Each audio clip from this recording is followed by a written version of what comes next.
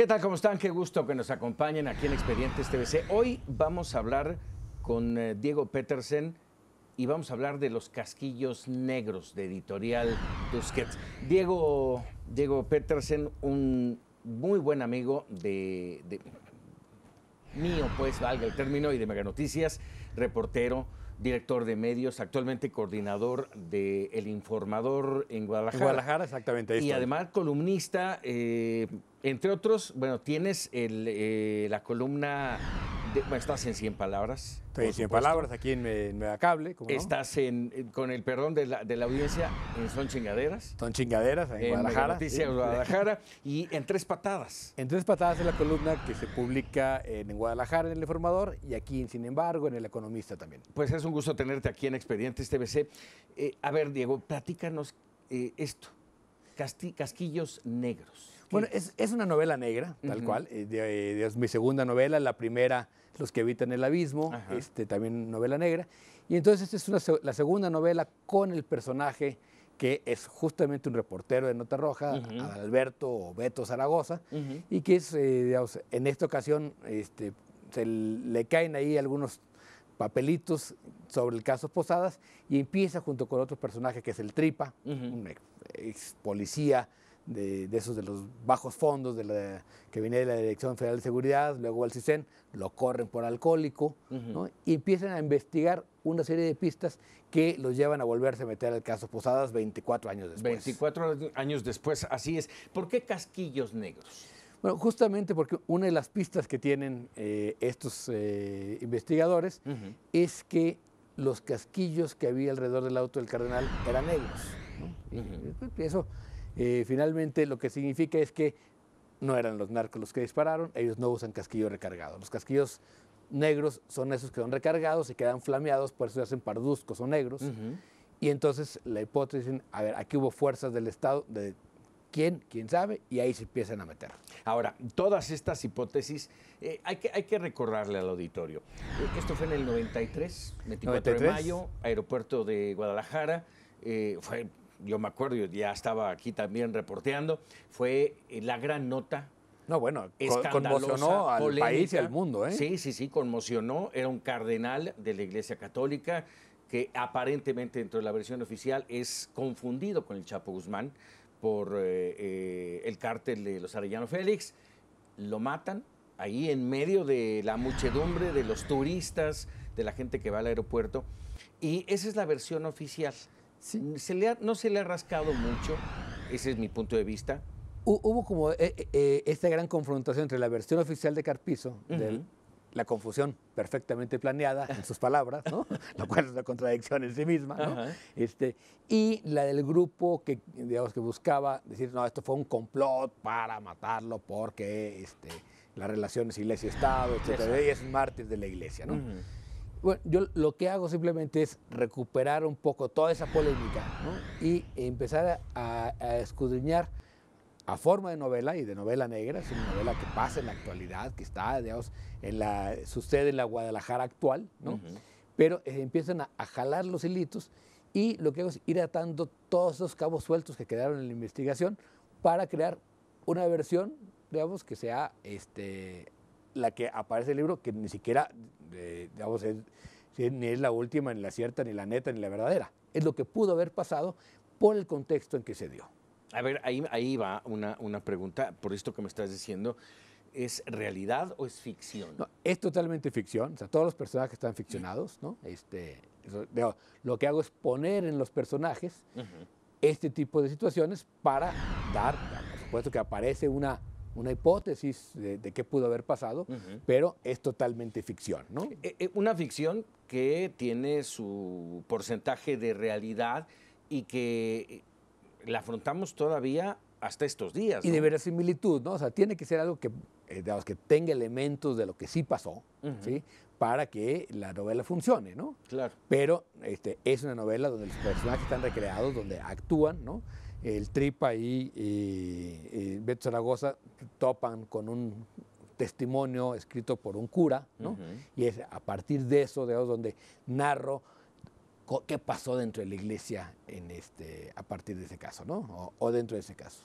Ahora, te llevó, por supuesto, un tiempo de investigación. No es una novela salida de acá, nada más. Es que, digamos, es una novela, yo al caso Posadas quizás es el que más tiempo y de investigación y de discusión le he dedicado a lo largo de mi carrera como periodista. Como periodista. ¿No? Porque es un caso que no solo me tocó, digamos, cuando estaba yo como subdirector de Siglo XXI, sino que volvía y volvía y volvía porque querían reabrir el caso y lo volvían a cerrar y lo volvían a abrir.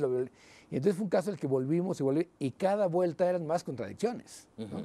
Entonces de ahí la intención de decir, a ver, vamos tratando de hacer una visión novelada, ¿no? Simplemente que evidencie por lo menos todas esas contradicciones que hubo en las investigaciones y en las versiones, ¿no? ¿Encontraste muchas deficiencias, muchos errores? No, pero mi hipótesis, lo que creo es que, uno, por los casquillos negros, que eso sí es un dato que me dio un policía que estuvo ahí, ¿no? Y dos, por digamos, la manera en que se manejó la escena del crimen, creo que Carpizo tiene razón, fue una confusión perfectamente planeada. Pero planearon que manejar la escena del crimen de tal manera que nunca pudiera nadie comprobar nada, ¿no? O sea, la ensuciaron. La ensuciaron, ¿no? Y esa es parte de lo que esos personajes van a meterse. Sí, sí, me llevaste a recordar aquellas órdenes de aprehensión, aquellos procesos de investigación mal cumplimentados que generalmente ocurren, claro, y que terminan por liberar, en este caso, a algunos corruptos, ¿no? Bueno, yo creo que son dos elementos muy importantes. La primera es, hay que acordarnos que el Chapo fue a la cárcel, en ese caso, acusado de no haberse muerto. Sí, ¿no? Sí. Sí. Y a los Arellano lo detienen muchísimos años después, a pesar de que estuvieron en la anunciatura, el Pillón dijo, aquí están, ¿no? Y deciden, por cuestiones de seguridad, de no hacer un escándalo, hay una decisión de no atraparlos. Los atrapan hasta mucho tiempo después. Pero de la estructura de alrededor, ¿no? No pasa nada. Entonces, lo que yo creo es que este caso es el punto de quiebre de un modelo de administración del narcotráfico, que es el modelo donde las agencias del Estado manejaban cada quien un cachito del narcotráfico, ¿no? Y ahí es una confrontación no solo entre bandas, sino también al interior del propio Estado. Ese es un poco, digamos, lo que aparece en esta novela, ¿no? Sí, sí, me hablas de los cárteles, final de cuentas. Los cárteles, pero abajo. En todas sus dimensiones, en todos sus estratos. Porque cuando hablamos del crimen organizado del narcotráfico, nomás vemos la punta del iceberg. Claro. Hay una gran, abajo, un gran témpano de hielo, una montaña que sustenta esa puntita que nosotros vemos. En esa montaña está el Estado y está la sociedad. O sea, la sociedad que hemos sido muy tolerantes con el lavado. ¿A cuántos conoces que han ido a la cárcel por lavado de dinero? ¿No? ¿Y cuánto dinero se ha lavado en este país? ¿No? ¿Cuántos políticos han ido a la cárcel por narcotráfico o por apoyar el narcotráfico? Ninguno. Y todos tienen jueces, policías, militares que de alguna manera arropan Entonces queriendo o no queriendo, porque también hay que hacer esa. Claro, porque fue una forma de querer administrar el crimen, de querer administrar el narcotráfico, ¿no? Hubo un primer modelo de cártel único que se rompe con el asesinato de Camarena, y este segundo modelo que, visto en retrospectiva, empieza a desmoronarse justamente con este asesinato. Con el asesinato.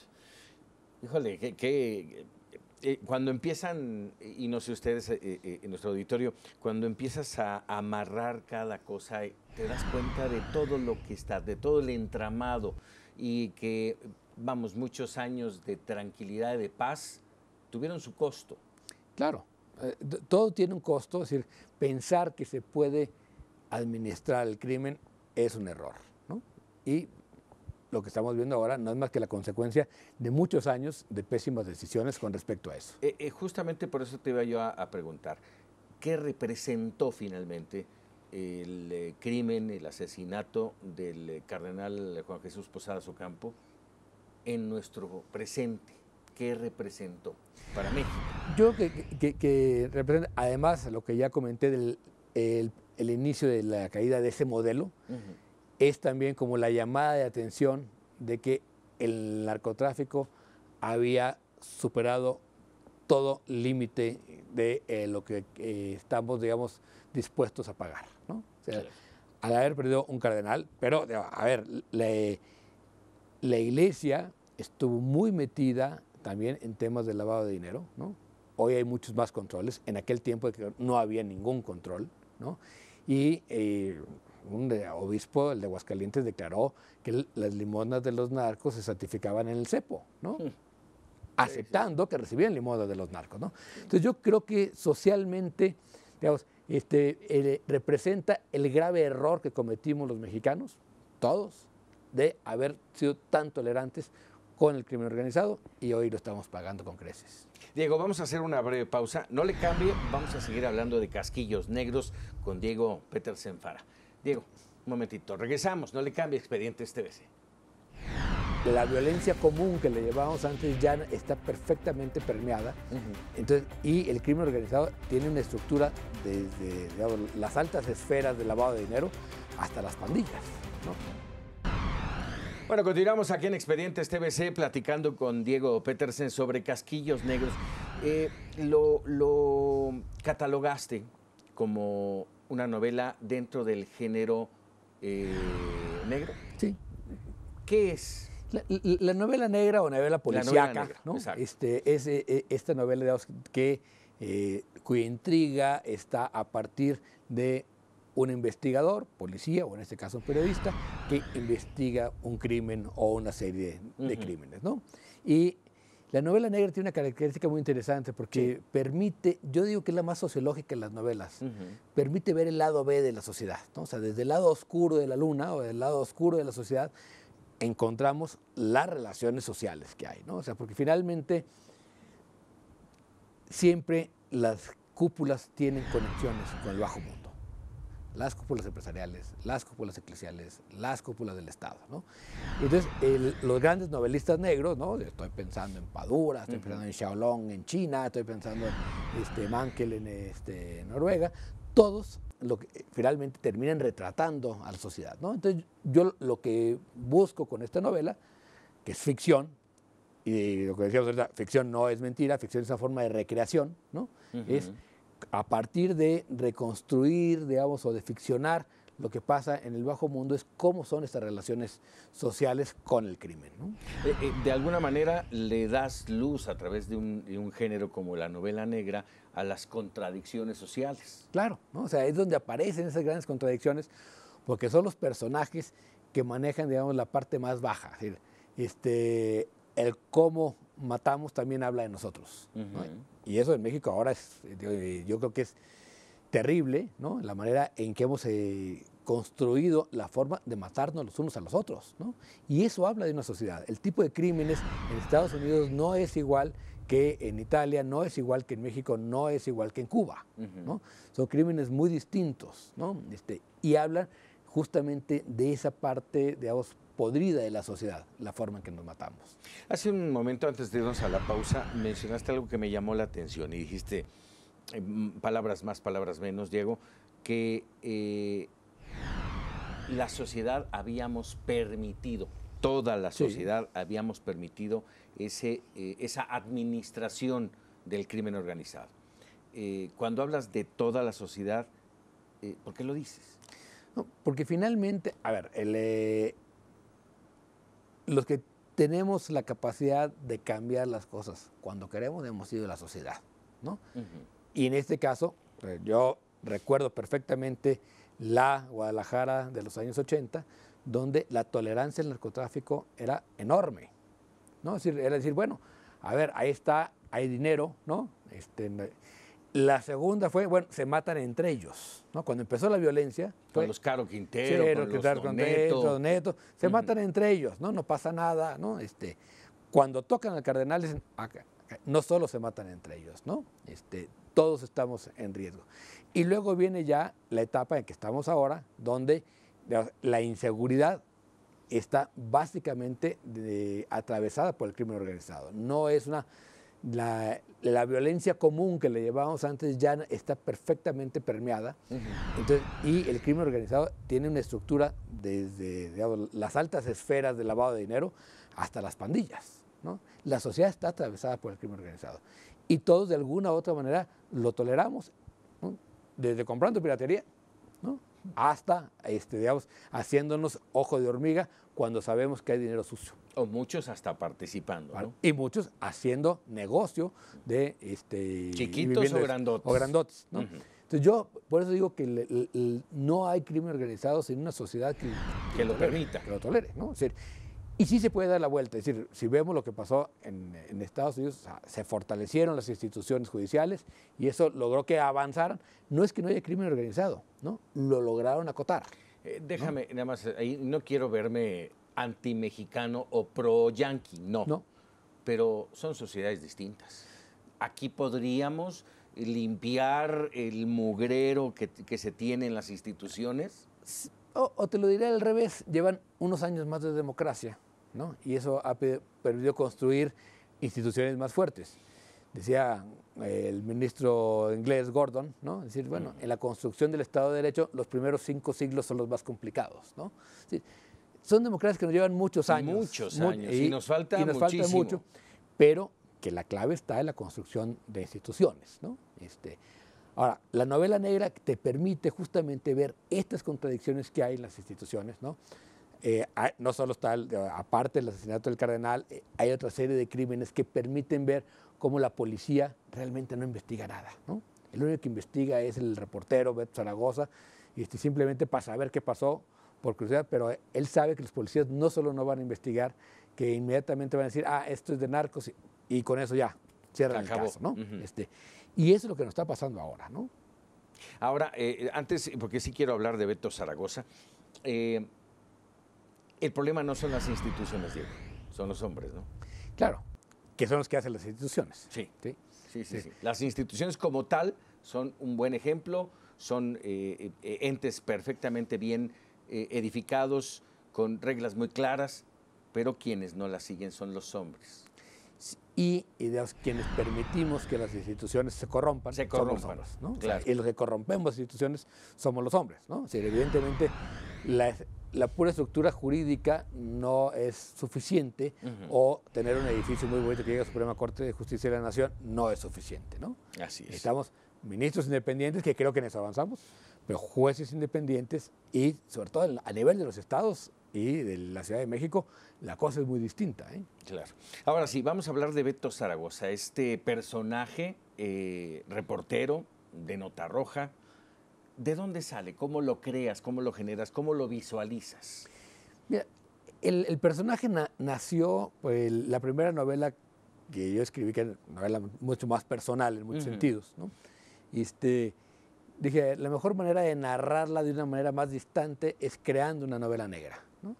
Y a partir de eso pensé en un personaje de Nota Roja, a partir de los reporteros de Nota Roja que yo conocía, y fui creando este personaje, que es un personaje que lo que tiene de característica es una habilidad bestial para leer los cadáveres. Él sabe, porque él es un reportero de oficio, él no estudió periodismo, ¿no?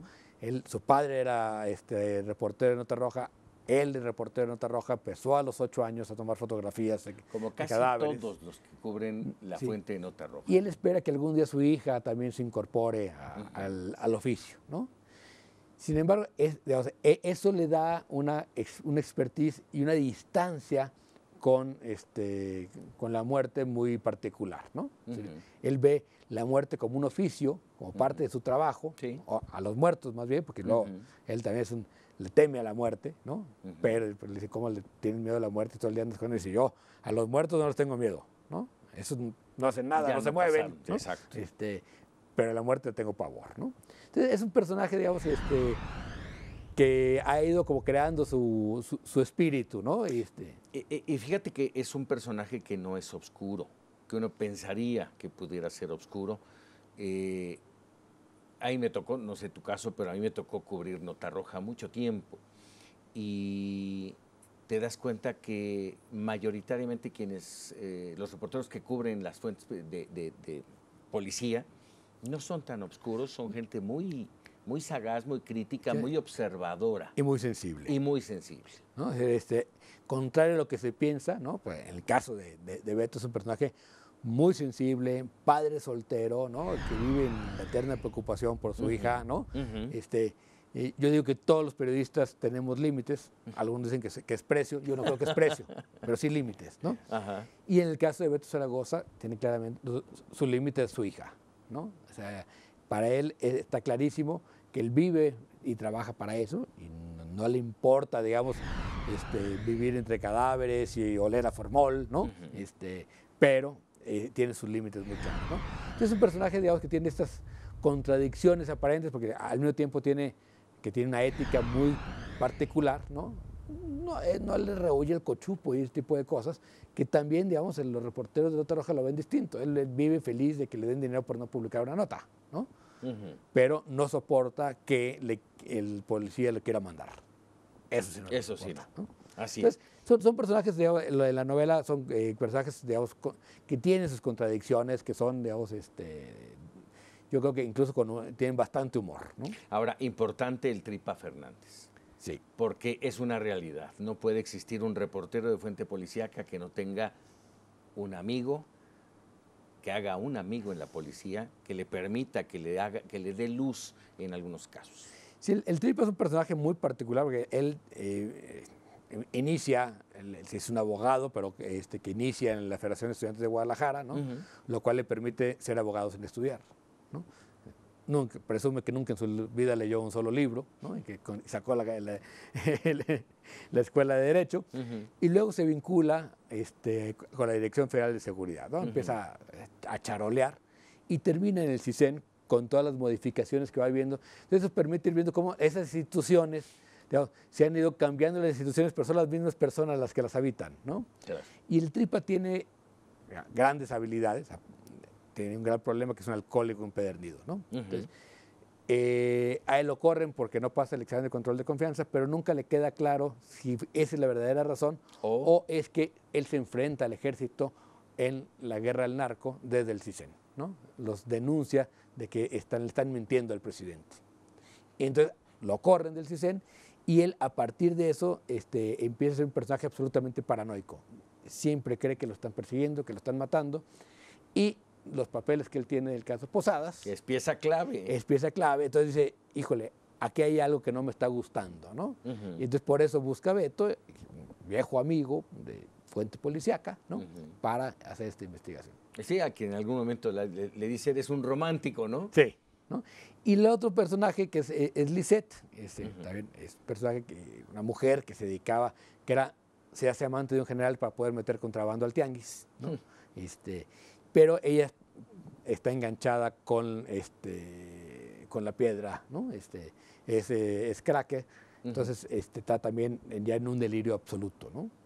Pues es una revelación, una radiografía, si me lo permites, de nuestra sociedad, ¿eh? Sí, sí, sí. En todos los sentidos y en todos los estratos. A 24 años, nos queda ya menos de un minuto, Diego, a 24 años, 24 de mayo de 1993, ¿cuál es el objetivo de hablar de nuevo del caso Posadas Ocampo? El objetivo fue que escribir una novela, ¿eh? Es decir, no me interesa de decir, aquí traigo una nueva neta sobre lo que pasó, ¿no? Sí. No, el objetivo fundamental fue construir una novela, ¿no?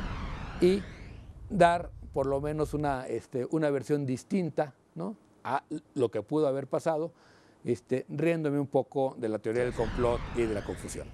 Pues Diego, te agradecemos mucho. Casquillos Negros, muy recomendable. Estará ya abierto al público. Está en todas las librerías. En unos días ya más. está, ¿eh? Ya está. Ya está en todas las librerías, ya lo pueden conseguir. Perfecto. Casquillos Negros, editorial Tusquets. Tusquets, sí. Tusquets. Ahí lo tiene usted. Diego, un honor. Francisco, que no sea la encantado última, verte. No, muchas gracias. Que sea la primera de muchas. Eso. Muy bien. Gracias a usted por estar con nosotros aquí en Expedientes TVC. Hasta la próxima.